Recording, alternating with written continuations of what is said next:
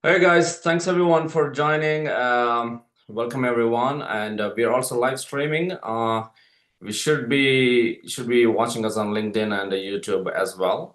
If you have any questions, feel free to post your questions both on LinkedIn and YouTube as well. So we can take it from there. And let me give you a brief introduction for InfoX. Let me share my screen for a second, and then we'll go from there.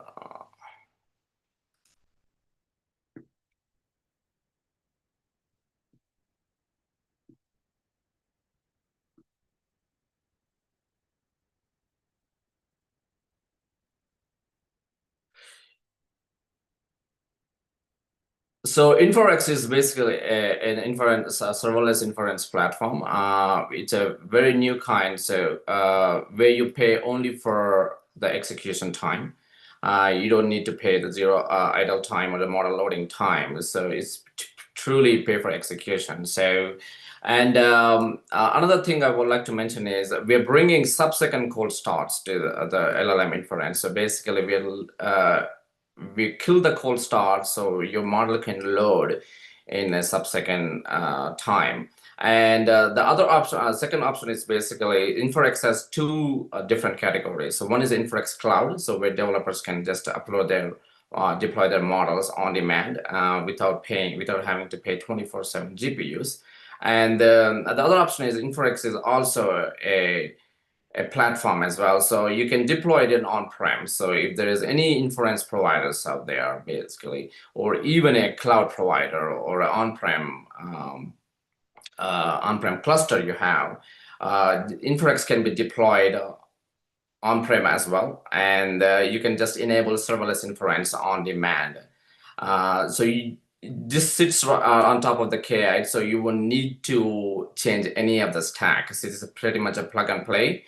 We're also working with many on-prem clusters as well, like like a banking industry or cloud providers as well. So both is Inforex Cloud and Inforex Platform as well. So you don't need to run the idea is you don't need to run the GPUs 24/7, but you will still be able to get on-demand inference, and you will only be charged for the execution price. So with that, so today's session is going to be involved some technical deep dive with my co-founder here, Brad. Brad, who is also a ex-chief architect of Huawei Cloud. He's the co-founder of Inforex. He's been working on it for almost 6 years of time building Inforex. So this is not any wrapper or any of that sort. So this is a system re-engineering completely put together from the scratch. And also meet Jason. Jason is also one of our co-founders. He was an ex-principal architect for Microsoft Azure. He comes with 15 plus years of runtime engineering and system engineering at the low level. So with that, I would love to welcome you all to, and yeah, again, if you have any questions, please feel free to post it on LinkedIn and the YouTube as well. And we will be posting it afterwards, so you will be able to watch it later on as well if you're missing the live. So with that, I will take it from here. And Brad, thanks again for joining. I know Brad is kind of a person, he doesn't like to be on the camera, but I really forced him to be on live right now. He's a kind of timid person, but he's an engineer, obviously. So, but this is his first time probably going public with Inforex, and then we are the team behind Inforex. And Brad, thanks again. Let me start with a couple of questions. I know you are a chief architect at Huawei Cloud, and you've been building a CPU-based workloads for almost 20 plus years. But now we are on to GPUs, right? The serverless, we're exclusively talking about serverless here. So serverless might work for CPUs. It worked, AWS Lambda did a great job when they introduced that and bringing serverless into CPUs, where multiple users can share the infrastructure and they can deploy their workloads on demand. But when it comes to GPUs, it's a completely different mechanism. Could you explain why it is so different? Okay. Yes. Yeah. Let's first define what is a serverless.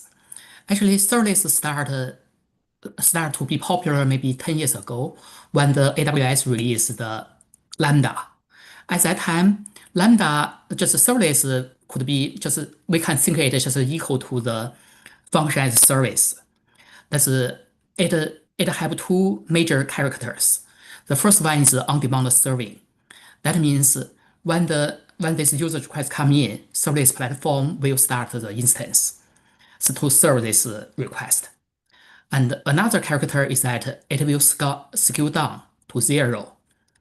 That means when there's no request, the platform will terminate all the instance to release the resource. Based on these two characters, that's users service don't need to waste resource when this idle, so that customer can just pay for the serving instead of pay for the idle. That's the major purpose of the serverless. Yeah, serverless heavily rely on the cold start for the user experience. For the CPU world, for the lightweight CPU work-based application, it's easy to achieve sub 1 second cold start. And even for the heavy CPU workload, it's also easy to optimize that to cold start in less than a few seconds. But for the GPU application, cold start latency could be more than 10 seconds, very easily to almost all the GPU workload will be almost more than 10 seconds and will go to tens of minutes. And this slow cold start block serverless in the GPU world. Yeah, that's a great point, actually. So you mentioned the cold start area, right? Yes, for the CPU workloads, they're very small. They're mostly web-based applications there. It will be easier to probably cold start immediately. But why is cold start so important and such a critical problem here for GPU serverless? I mean, what exactly breaks here? Could you please explain it in the terms? Oh, yes. Actually, compared with dedicated service, serverless can save the customer's cost just based on this on-demand manner. But when user first request come in, it needs to do the cold start to start the instance to do serving, and this cold start latency might hurt the user experience. If the cold start latency is very high, user's experience will be very bad or maybe useless for the customer. For example, for the inference scenario, the common time to the first token is about a few seconds, maybe less than 5 seconds. But if the cold start latency is 30 seconds, well, what is the user feeling? He may feel that the service already done, and he maybe just go away or resend the request. And it's not a bad experience. Actually, they make this service useless. So the cold start is so important for the serverless. So you're basically saying, unless you achieve quick cold start, you can be true serverless. Is that right? I mean, unless you have a like near zero cold start, you can be true serverless. Is that what you're saying? Oh yeah, actually, for the serverless serving, the major technical challenge is to decrease the cold start, Right. not only for the CPU serverless and GPU serverless. Oh, they're combined together. Okay, got it. So that leads us to, let's see, I mean, so what exactly is happening during this cold start time for, especially for the large models, right? Right. I mean, why does it take so long for a model to load into the GPU? Can you please explain like what's going on during this time? Yes, for the inference with a large model, actually the cold start latency include two major part. The first part is easy to understand. That's the model loading. You know that's for the model-based inference, then model size could be for the small model it is a few GB, and for the large model maybe it's 100 GB data. In order to serve before the model can serve the request, all the model data need to load it from the source to the GPU memory. Depends on the source bandwidth. For example, if the source is in the remote store S3, the bandwidth is a few hundred megabytes per second. Even that in the local disk, that is a few GB per second. It will take maybe a few seconds and to the 10 minutes to load the data, to the GPU memory. Yeah, this is the first part for the latency. And the second part is from the framework initialization. For example, when we use VRM for the inference, when VRM first start, its initialization will need to be done. It's include, for example, initialize the graph or do the create the CUDA object like the stream, like Cuba Blast, this kind of object. Maybe sometimes they also need to do compilation for the CUDA kernel. It will take tens of seconds. Yeah, add them together. This first is model loading, another is framework initialization. It will take tens of seconds to do the normal cold start. Yeah. And because this two process is totally different than the CPU-based workload and much heavier than the CPU workload. So traditional that's the CPU-based optimization is hard to cannot be used in this area and cannot decrease cursor latency for GPU application. Great, but it looks like, but still, people are still working around this CPU mechanism. Still, so what are the most like current industry standards right now to achieve this cold start latency problem? Or what are some? I mean, there's some many serverless out there as well. They're trying to optimize around it or work around it by either provisioning the GPU, or they're probably calling it just deploy loading the model and calling it a cold start. But so, what are the current standards in the industry? What have you seen? Yeah, industry actually spend much effort to optimize the GPU-based workload's cold start. This also they will happen in the academic or in the industry. For example, the most simple one is to optimize the model loading. They copy the model data from the remote store to a local disk to accelerate the model load latency. And but it can still cannot make this latency to a satisfied range. And as we talked just now, and for the inference workload, there's a hard requirement for the cold start for the inference latency. For example, maybe this latency is 5 seconds, maybe it's 10 seconds. If the cold start latency cannot reach that range, that means user have and user cannot bear that, and we have to make a service as a always on service, just pre-provision that and pre-warm the instance. Yeah, that's a major solution to mitigate this issue. And in the industry, there's some serverless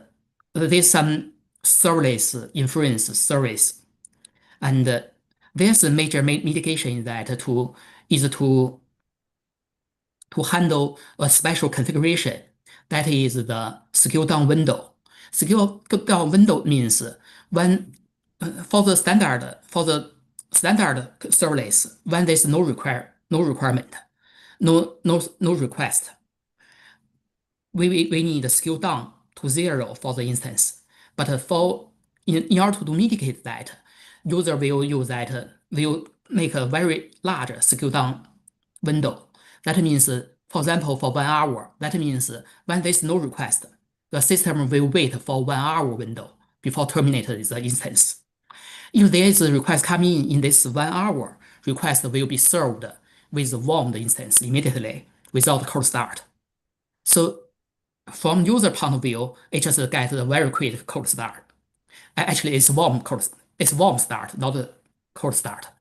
But Yeah, actually, this mitigation have two problems. First, that customer have to pay for this 1 hour idle time. Actually, this is a violation of the so user's requirement and expectation for service. right. And the second issue is that if there's no request coming in this window and the instance is terminated, next request will trigger the cold start. And the user will suffer from the cold start latency, Right. and it's very bad user experience. Right. So that is the reason they just keep it provisioned so they can avoid the cold start basically. And Yes. and with that, this also leads to basically the GPU utilization as well, right? So the GPU is just sitting idle and the most of it is just being wasted. Just right. Is that also a problem as well, right? Yes, yeah, because yeah, because we cannot scale down to zero when there's no request, and we have get the GPU application warm, and actually they occupy the GPU and they just cost the GPU price, and actually for this kind of large scale down window, somehow it's just like the always on service. It's not a real, it's not a true service. Serverless, exactly. I know there's a lot of confusion out there. I mean, even when I talk to some developers, I mean, people call it OpenAI serverless. Oh, Or yeah. how do you say that actually? How do you answer that? Yeah, just like we talked that in the traditional cloud area, serverless is clear, just that's on-demand serving. Just we call it Lambda serverless, and then there's a serverless container, just like Fargate in the AWS. Yeah, But when we go to inference world, they call it something just like OpenAI. They call it serverless and kind of pay for token as serverless. yeah, Actually, this word become weird and I know. overused. Yeah. It's become so serverless became very vague wording out there. Yeah, that's great. And but that's where we come to Inforex. I know you've been working on this problem for almost 7 years now. It's over 7 years, and you've been trying to mitigate this cold start issue. And I've seen it. How is Inforex changing this? Basically, how are you trying to solve this cold start issue? What is happening under? How are you able to mitigate this cold start issue? Yeah, actually, Inference solve this problem by create a new snapshot-based cold start. Actually, this is Inference first introduced this kind of quick cold start optimization in this industry. Based on this snapshot-based cold start, that's when user submit this model, Inference will first run the model just like a normal cold start. And when all the normal data is loaded to the GPU memory and the inference framework initialization finished, and the instance is ready to serve the request, InfoS will create a snapshot based on the GPU state and the CPU state. And after this snapshot is stored in the storage, the any new request will be served based on this course snapshot, and so that we can bypass the framework initialization. And with this cold start mechanism, and we can achieve very fast cold start. For example, for a 32B model, that is 64 GB model data, we can do the cold start less than 1 second. This Wow. is yeah, in the industry, actually, it's very hard to find a cold start for a model less than 10 seconds, and we can achieve that in 1 second. And uh, and we can also give different level cold start based on user requirement. And this cold start latency is acceptable for majority of user scenario, so that we don't so that there's no need to keep a large scale down window. Based on that, customer don't need to pay for the idle GPU. It will save a lot of budget for the customer. Wow. And yeah, for example, if you have a model you want to get it online for the agent, you want to serve that online. Uh, Maybe before there's only one way to do that, just rent a H100, for example, H100, and then serve that. If it's H100, it's $3 per hour. To keep a model online, it takes about 2,000 per month if you want it always online. Right. And with InfraX, maybe just $100 can keep Yeah. it online. So basically, this is probably good for especially the bursty, spiky workloads, where you don't have to keep the GPU, where you don't need the GPU 24/7, and your requests are coming only maybe 9 a.m. You probably have 10 requests, or 12 p.m. you have zero. So where GPU utilization is probably around like 5 to 10%, and that is exactly where it's beneficial. Is that what you're saying? Yes, yes, because we have very quick cold start, so we can truly handle this on-demand request. Yeah. Wow, that's amazing, actually. And okay, so with that, actually, we will move on to demoing the InfoX new UI. It's still under construction, but we recently released it, but it's still in private beta, and our chief engineer Jason will demo it, how exactly it works and how simple it is to deploy your model and get on point endpoint in about like 2 minutes. Jason, could you please show us? Okay. And also, if you could please also show us that the Brad was talking about the 32 GB in 1 second. Is that really true? Could you please show us? And we would love to see it. I think you're muted, I believe.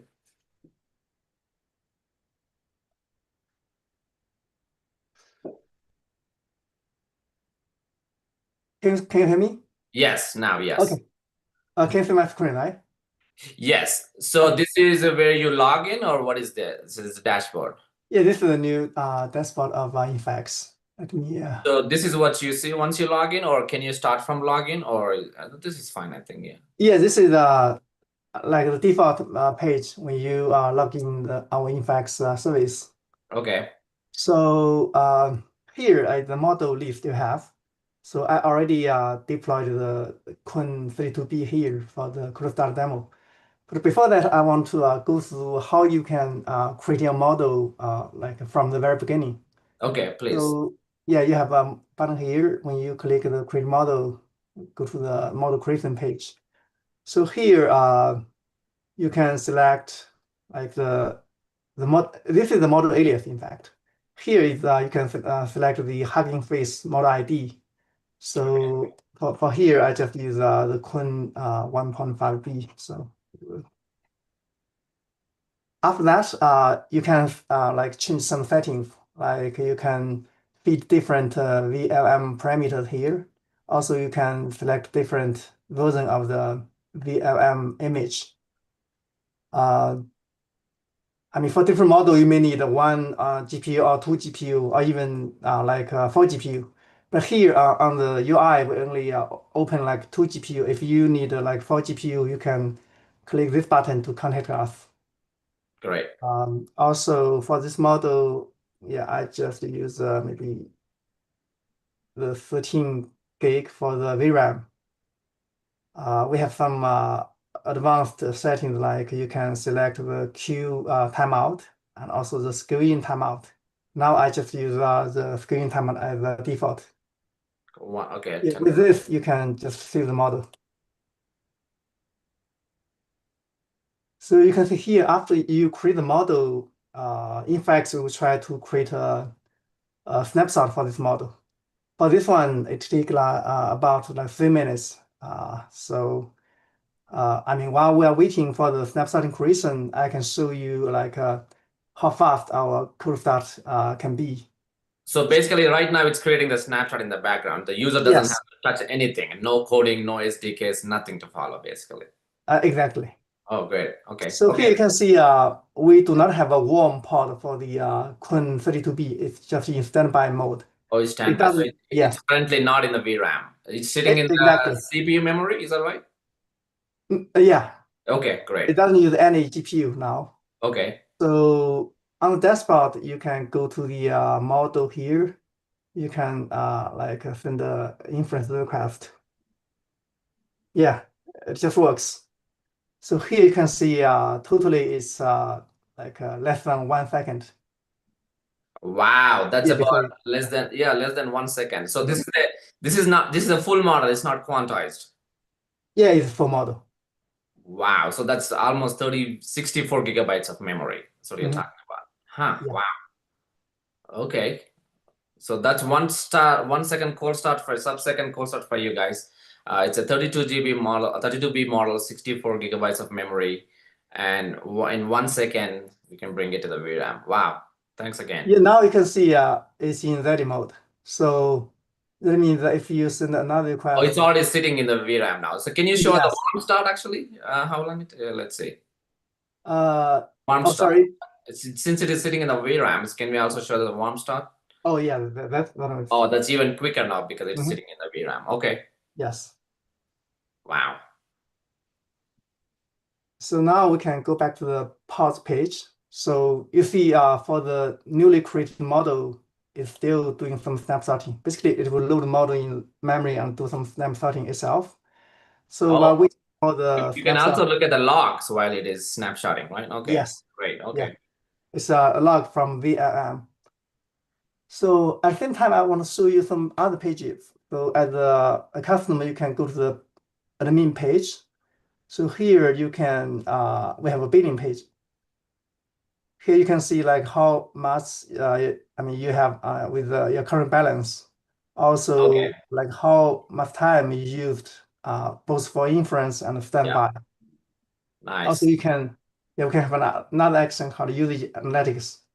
If you have like multiple models, you can see like how much time used for each models. You can select different time range. Nice. Yeah. So basically, you can monitor your inference usage, and most importantly, you are only built for the execution, right? So basically, from the prompt given to the end of end of token generation. So like Yeah. 15 to 20 seconds. So nothing in between. I mean, Mhm. there's no idle time, there is no cold start time, nothing. Yes. When you see this, you can like get a drill down. So you can see in each hour, like how much time inference standby you use and also the money you spent. Wow. Okay, that's great. Yeah. So it's pretty much like Lambda, it looks like, right? Like Yeah. AWS Exactly. Lambda. Oh, Mhm. amazing. Okay, that's great. Yeah. Can we go back to the pod? Is that right? I mean, Yeah, another thing I want to mention is because each customer will have its own tenant. So that means uh, any model you put in your tenant will not be visible to other customers. So it's our isolation layer. okay. That also means like for this model, uh, I mean, not only you can do the inference on the dashboard, you can also we provide some sample code example for you to like construct your own request. Mm-hmm. Here for model in your tenant, you need to specify we call it API key here. So during the onboarding, in fact, we create a key here. So you can copy the API key and fill in the code example. It will work that way. Okay. Got it. Yeah, let's go back here. Yeah, now you see our snapshot is created. Oh, already. So it took about like Yeah, 2 minutes, maybe. Yeah. yeah. Let's Let's go try here. to load the model and Mhm. see. When we So go to the guys, model page. we literally just deploy this model Yeah. while we are waiting, Mhm. and then the snapshot is already created. Now we can just use the endpoint, right? Yeah, exactly. So here, also after you create the model snapshot, we have log here, so you can still see the logs during the model snapshot creation. So Okay. you can see all the VM logs. Like sometimes for some large model, maybe you did not specify large enough VRAM or something. You can get some information here. Also, you can get some information here. So Right. now, since the model snapshot is created, we can just click the inference. Now, yeah, Wow. it Oh, works. that's amazing. So Yeah. it's about like 0.2 seconds. So the model is ready to use right now already. Yes. Wow. And also this is, I understand this is a very small model, looks like 1.5 billion parameter right here. Mhm. But what about the bigger models? So they can also deploy bigger models as well, right? Yeah, sure. Yeah. Yeah, they can. You can use whatever model because when you create a model here, you can like select like whatever model you like using the Hugging Face model ID. Yeah. Also, you can maybe for some big model you need 2 GPU, just select 2 GPU, and Yeah. you can select like some bigger VRAM. Got it. Got it. Okay. And okay, this is for, I mean, for Hugging Face models, yes, you can copy and paste it here and you're ready to go. What about somebody has some custom model or they want to bring their own Docker image? So how about that? Can we also do that as well?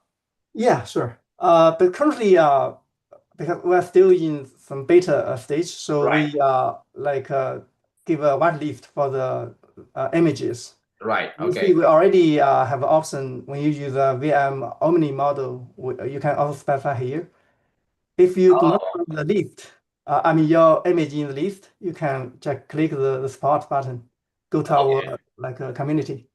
Just Got contact us. We can either deploy to you or find some other way to deploy the model. Okay.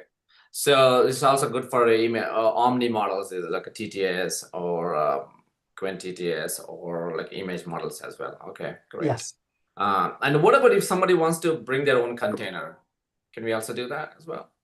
Yeah, we can. But it's not spotted on the dashboard yet. But if you can contact us, we can make that happen.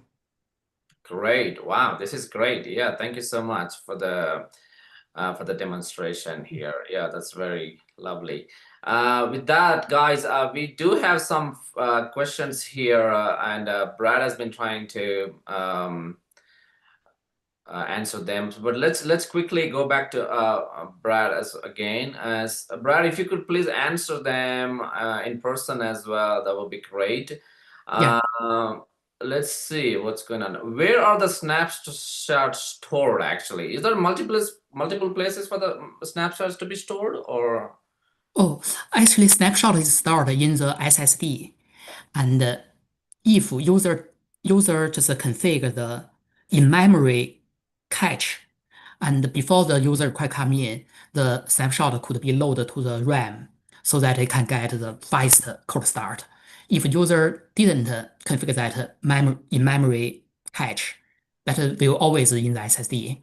Because infrared system have a very fast SSD system, it can yield 20 GB per second. That's read latency. Wow. So for Did you for just say the 20 GB per second? yes, That's crazy. Okay. yeah, and for a model with two H100 GPU, that's about that's less than 140 GB model Right. data, and we can do the cold start even from SSD with less than 10 seconds. Right, thank you. The next question is like, how often the snapshots start being restored?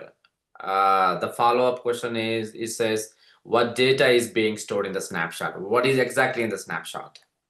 Oh yeah, actually snapshot is created when user submits the model, and we will start a snapshot run and just save the snapshot, and the snapshot will be saved in the SSD, and it's one-time work. Okay, And the snapshot itself includes two parts of data. One is the CPU state, another is the GPU state. All the GPU state include that model data and the KV cache. Yeah, great. all of them is yeah. So basically, the entire state is included in the snapshot. So not just the model or the weights. Okay, that's great. Okay. There's another question is, and when the system upgrades are happening, like kernel CUDA drifts, because of the patches upgrades, do you fall back to cold start? Oh no, actually, if users application have some changes, just for some system upgrade, user should submit a new container image or a new model, new node name, just update the model name, something like that, and the Infrax will create another snapshot based on that. Oh, interesting. Yeah. Okay. Oh, that's good. And somebody else, this is an interesting question actually. Is the stack built similar to CRIU, GPU type of stacks? And also, can it in the near future also do non-LLM workloads like image custom containers, etc.? Yeah, actually, snapshot is just like the CRIU. The difference is that the CRIU, that's the GPU CRIU is supported by the NVIDIA, and they create that. And we create snapshot by ourselves in our software stack. Based on that, we can have this sub 10 second, sub 1 second cold start because we fully own this software stack. We can do all the optimization for that. Yeah. Oh, wow, Uh, that's great. Yeah, okay, sorry, yeah. please go ahead. Yeah. So what's the next question? Sorry, I forgot. Yeah, I mean, is it similar Oh, to CRIU? And also, do you also support non-LLM workloads like image custom containers and etc.? oh yes. Actually, by default, we support that. Just the current system, we have some limitation. from the user interface, and but in future we will support that. Actually, for the non-VRM workload, we already support that. In our system, we support some TTS model that's non-LLM workload. Not VLM workloads as well. Yeah, OCI, etc. Yeah. OCI infrastructure. Also, and a question from myself, actually, I know we are using the VLLM under the hood for the inference as an inference engine. So is Infrax going to support other frameworks as well, like SGLang or TRT LLM in the future? Yeah. So far we didn't support that, but in future we will support that. Okay. Okay, we have another question here. Modal, how is it relevant to modal? Modal also trying to do some kind of a GPU snapshotting. Oh, interesting. Okay. Do you want to get on that? Or I can also answer that. Basically, yes. I mean, modal is. I mean, it's an amazing team. They're actually one of the few guys in the AI infrastructure arena. They're doing some great job. We've also briefly worked with them. I'm not quite sure what kind of a GPU snapshotting they're doing, and but I mean, we would love for you to try both of us actually. Try model and ourselves as well, and check the cold starts and see what's the difference. But we haven't we've only looked at the documents. I think it's based on the CRIU, I believe. That's what it goes back to, the NVIDIA CRIU checkpointing. But yeah, please try us both and see. We also have some free credits for you to just try it out and see what is the difference between the other serverless and InfraX. Yeah. So there is another question. This is in the latest NVIDIA GPU architecture. I don't think so. Is that right? Is NVIDIA? We support H100, B200. Yeah, we test that. Okay, so basically any NVIDIA hardware, so we can support right now. Yeah, we test in majority that's NVIDIA GPU. Okay, that's great. And what about other GPUs though? I'm just curious. I mean, is this a hardware agnostic? I mean, I know we only support NVIDIA GPUs now. What about the future path? How is that looking? Yeah, so far we only support NVIDIA GPU, but we can support AMD and AMD GPU in future. Okay, great. There's one other question is, what is a restore path? Is it going from SSD to CPU to PCIe and then the GPU? Actually, so far we are using NVIDIA GPU direct storage to load the data from the SSD to the GPU memory. It will bypass the CPU. The path is SSD to the PCIe to the HBM directly.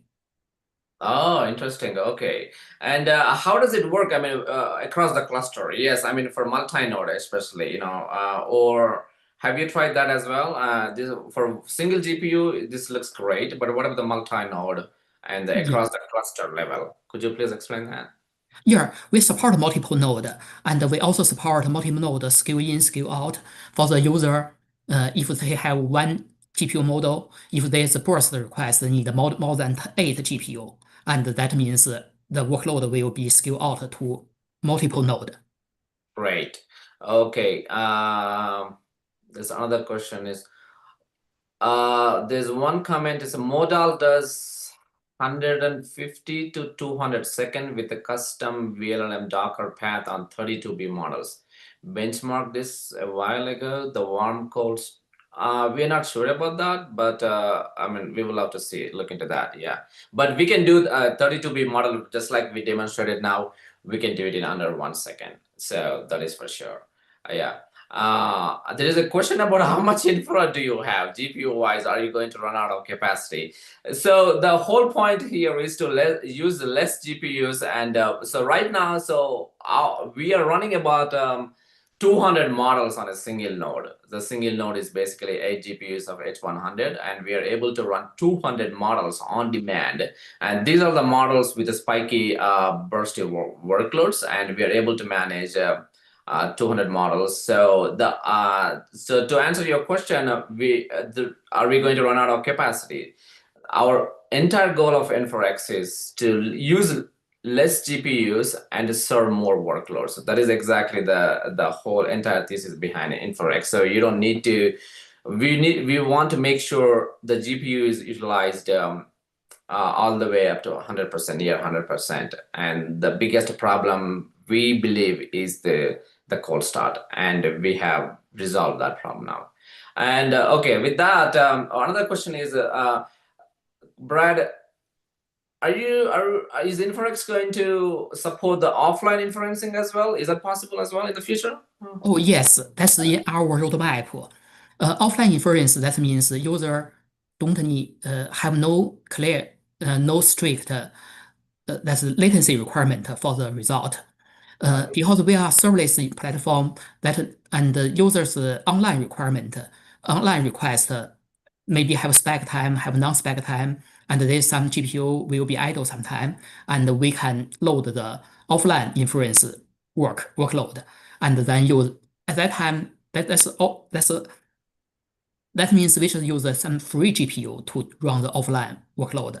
It will be very cheaper, Oh, way wow. cheaper than other solution. Yeah. That's there is no latency requirement for offline inference. So yeah, that's great. And okay, there's a very good question. Actually, this might be the final question, but we'll try. How do you, you're snapshotting loading from NVMe. How do you deal with things that change after the snapshot, like updated weights or dependencies without having to rebuild everything? Oh, that's a good question, actually. When the model gets updated, how are you going to snapshot? Oh, so far, when the model changed, we have to do snapshot again. That means user have to submit the model and we redo the snapshot. It will take a few minutes. So a few minutes, basically, depending on the size of the model, right? Yes. Okay, that's great. So what are we talking about here? How long does a snapshot take? Just for the curiosity, like let's say 32 gigabytes of 32B model. Yeah, that's a 32B model should be less than 10 seconds. 10 minutes. 10 Yeah, minutes. for how long it snapshot will take depends on the model size. Right. Yeah, normally normally we will take a longer time than the normal cold start. Because we need to do snapshotting. It Right. will be maybe 1/2 times of the normal cold start for that model. And the snapshot is done only one time and then forget about it, and that will be reused Yes. forever. Yeah, snapshot is just one-time work, and if for the multiple node, snapshot only do once. That means multiple node will share one snapshot. So the same snapshot can be used for scale out as well, right? Yes. Yeah. For example, if just for a single GPU model snapshot, if user request have burst request and it need use 10 instance to serve that. First, that 10 instance share one snapshot, and it need two node, and the two node also uses one snapshot. Oh, that's interesting. So, okay. So, and also the minimum replica can also be set to 0. We don't need a minimum replica to 1 or anything like that, right? Oh, yes, yeah. Your user is okay to set to configure the minimum replica count. If set it to 0, that means that it's go down to 0. No request and there's no resource allocated for this model. If it set to one or more replica, we can consider it's just like a always on service, and Right. we support quick scale out. For example, if you use in memory that's a snapshot, that means for the 32P model, the scale out latency is less than 1 second. Oh, that's amazing. Okay, we have 1 more minute actually. Can you quickly kiss on how does the scale in and scale out work? Yeah, actually, user define the how many requests one instance can serve. For example, one instance can serve 10 requests, and our gateway will all the users' requests will go through our gateway, Inference gateway. If Inference detect that there's more requests coming in, more than 10 requests, Inference will start a new instance to cold start another new instance to serve the traffic. For example, if there's 16 requests and one instance can serve 10 requests, that means we use 2 instances to serve that. And all the scale in, scale out is done automatically. Wow, that's amazing. Well, that's about it, guys. If you would like to try out your own model, we have some free credits for you. Please reach out to us on our Slack channel. If you go to our website, you will see our Slack channel there, and you will be able to deploy your own model with some free credits, and you can try your own model as well. And thanks everyone for joining. Thank you, Brad. Thanks, Jason. For answering the questions and showing the demo, and we will see you again soon. We're just getting started, but we will come back with more.